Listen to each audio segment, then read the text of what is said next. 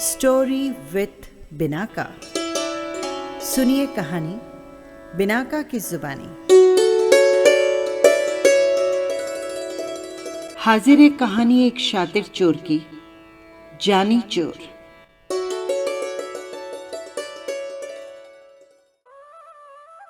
एक बनिए के 3 बेटे थे।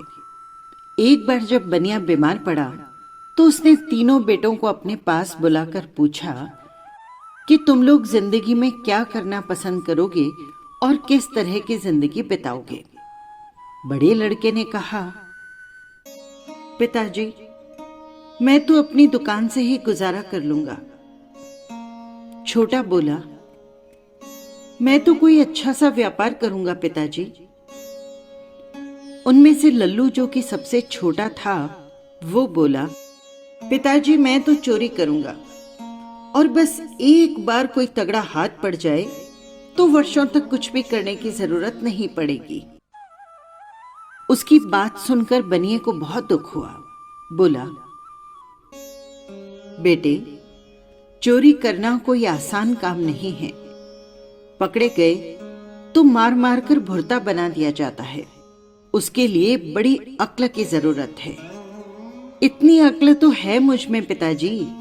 आप चाहें तो मेरा इम्तिहान ले सकते हैं। ठीक है, तो फिर तुम्हें दिल्ली जाकर अकबर बादशाह का घोड़ा चुराना होगा, जिसे पिछले दिनों उन्होंने काबुल से मंगवाया था।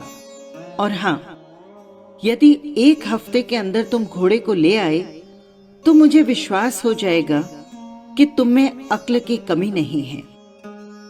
जो आज्ञा, कहकर लड़का उसी वक्त दिल्ली की ओर निकल पड़ा। दिल्ली पहुंचकर उसने पाया कि शहर के चारों तरफ कड़ा पहरा है। वो बाहर सड़क पर ही रुक गया और सोचने लगा कि कैसे अंदर जाया जाए। कुछ ही देर में उसने एक नाई को आते देखा। उसने पूछा, अरे भाई, कहां जा रहे हो? नाई ने बताया कि वो रोज हजामत करने शहर जाता है, यही उसका धंधा है। उसने पूछा, तुम कौन हो मुसाफिर? लड़के ने कहा, मुझे जानी राम कहते हैं और मैं भी इस शहर में जाना चाहता हूं। तब नाई ने उसे बताया कि इस शहर में वही जा सकता है जो कुछ काम करता हो। फालतू आदमियों को इस शहर में घुसने की इजाजत नहीं है। ये सुनकर जानी सोचने लगा कि कैसे शहर में घुसा जाए। उसे एक तरकीब सुझाई दी। वो नाई से बोला, अच्छा भाई, मैं वापस ही लौट जाता हूं, लेकिन क्या तुम मेरी हजामत बना सकते हो? नाई ने उसकी बात मान ली और बोला, हाँ हाँ, बैठो। लेकिन पानी नहीं होने के कारण हजामत नहीं बन सकती थी। तभी जानी राम ने दूर एक तालाब की ओर इशारा किया और बोला, तुम वहां से कटोरी भरकर पानी क्यों नहीं ले आते? तुम अगर वहां से पानी भर लाओ तो मेरी हजामत बन जाएगी। नाई ने अपनी पेटी वहीं रखी और वो पानी लेने चला गया। बस फिर क्या था, जानी राम ने पेटी को कंधे पर लटकाया और अपने को नाई बताकर तेजी से शहर में घुस गया। शहर पहुंचकर वो एक भटियानी के पास रहने लगा। धीरे धीरे उसने भटियानी को काबू में कर लिया। उससे बोला, माई, अगर तू होशियारी से मेरा काम करती रहेगी तो मैं तुझे रोज एक अशर्फी दूंगा। बुढ़िया राजी हो गई तो उसने बताया, आज से मेरा नाम है जानी चोर और माई, किसी को पता नहीं चलना चाहिए कि जानी चोर कहां रहता है। अगले दिन उसने एक पर्चा लिखकर बुढ़िया को दिया और उससे कहा कि इसे दरबार में डलवा दे। पर्चे में लिखा था,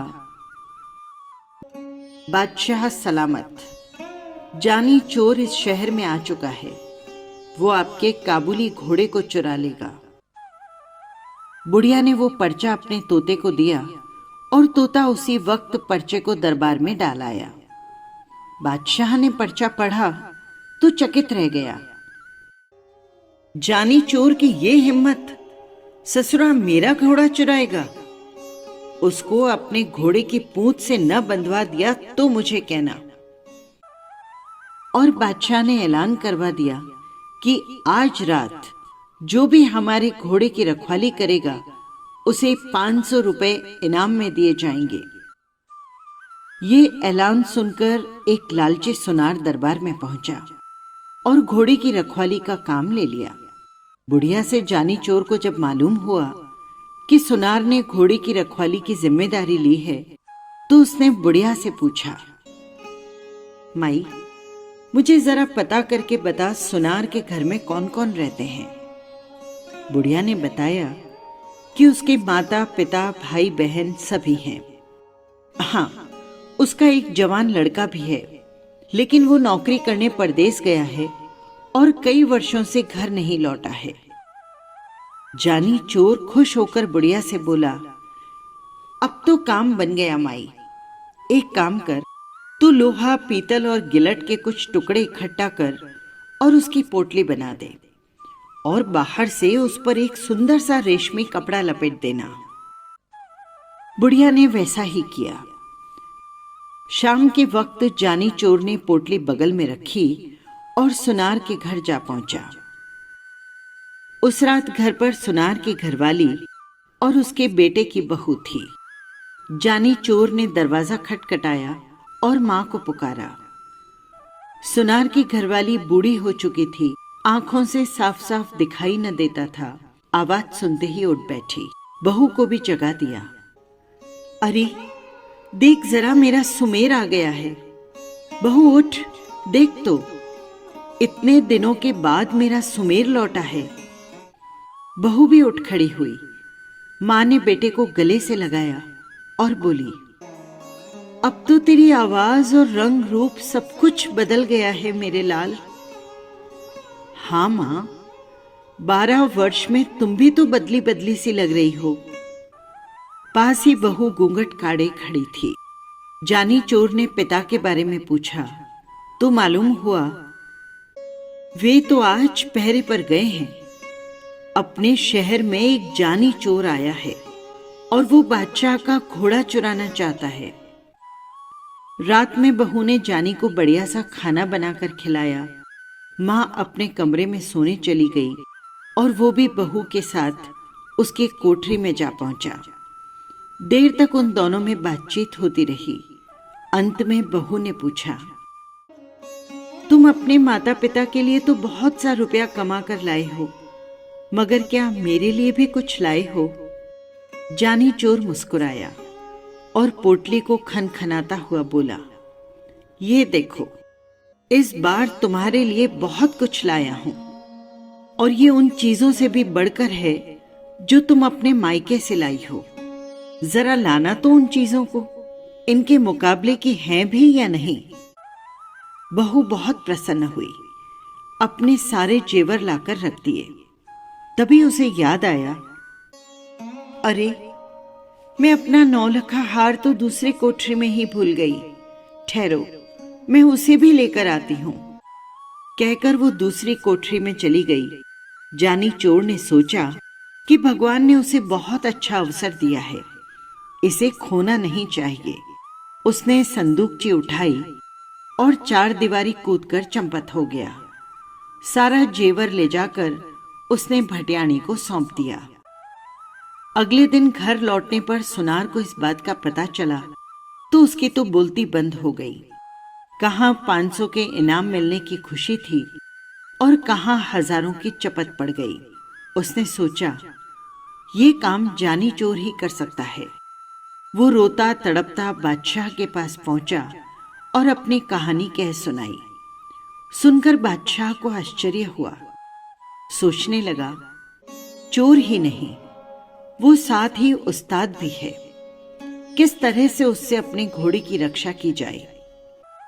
दूसरे दिन फिर दरबार में चिट्ठी आ गिरी। इसमें भी घोड़े के चुराने की बात लिखी थी। चिट्ठी पढ़कर बादशाह ने घोड़े पर कड़ी निगरानी रखने को कहा। इनाम की राशि बढ़ाकर 500 से 1000 कर दी गई। इस बार घोड़े की रखवाली के लिए कोई तैयार न हुआ। लोग सोचने लगे, कहीं इनाम के चक्कर में घर का माल भी न चला जाए। किंतु शहर के कोतवाल से रहा न गया।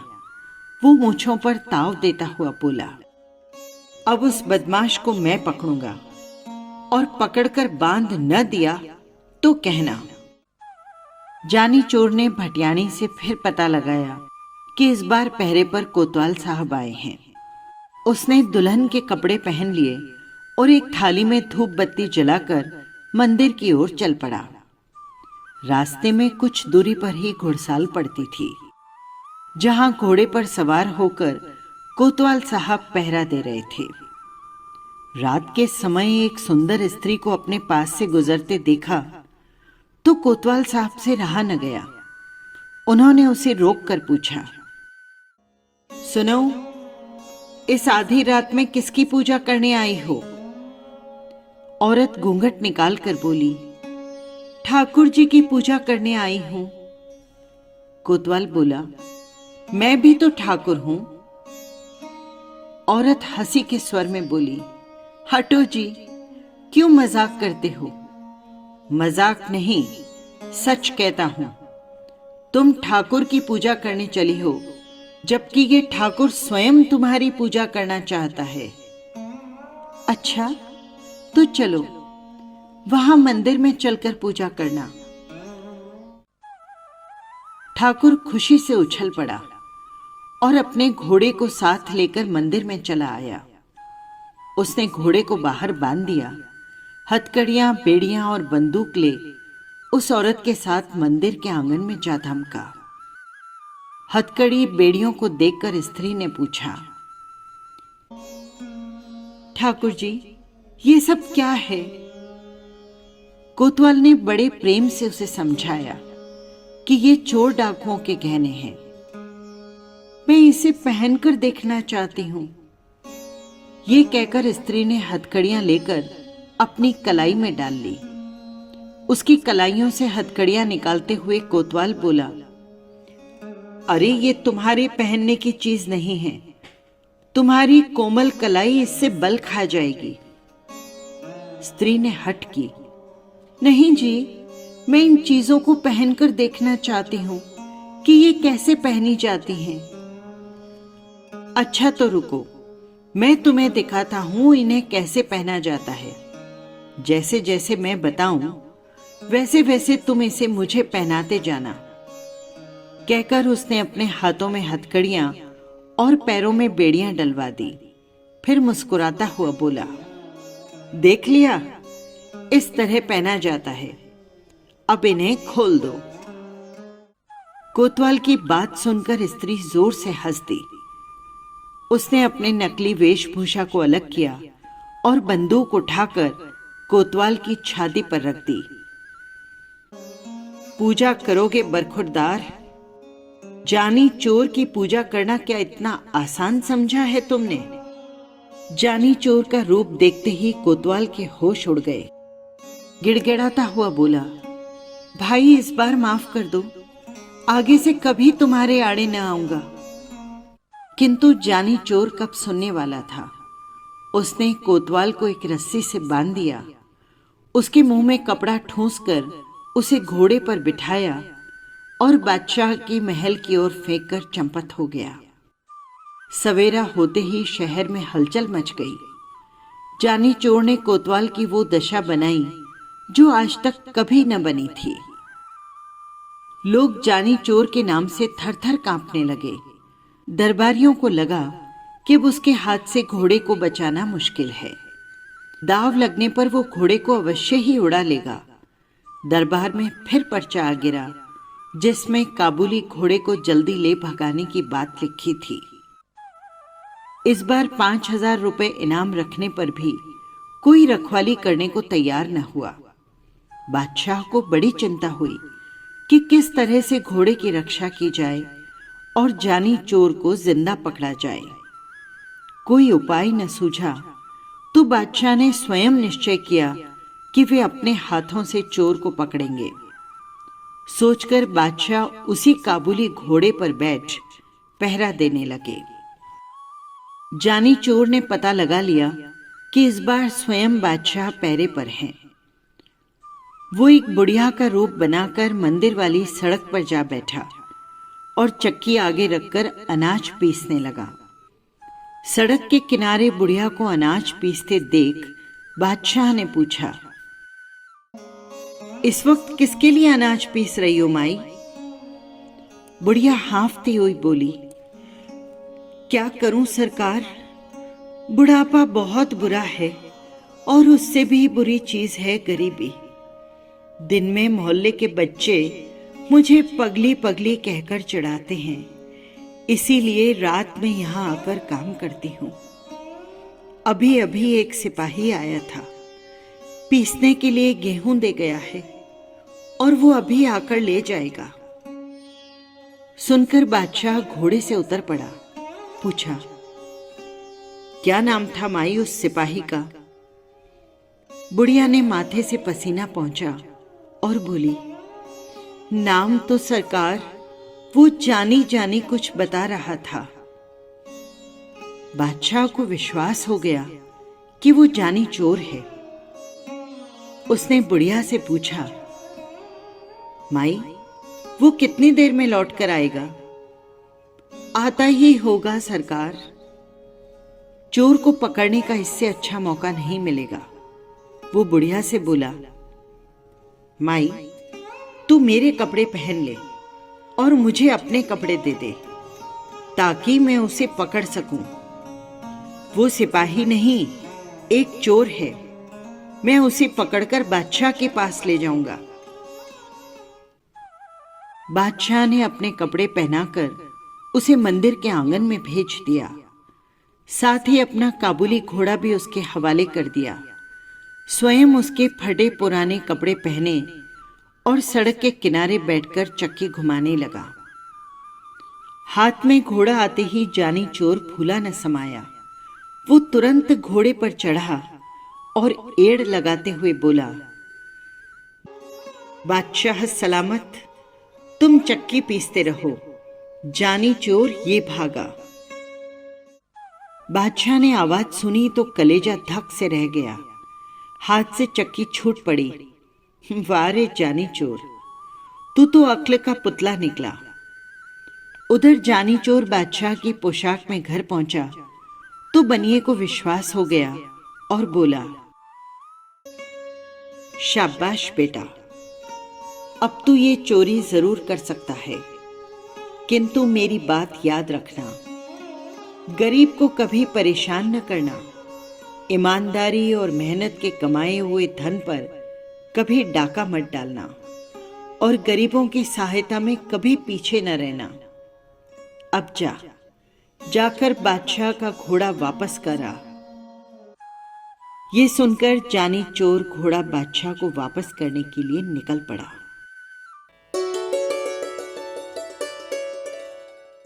बस यही थी कहानी। आपको कैसी लगी कमेंट बॉक्स में जरूर लिखिएगा।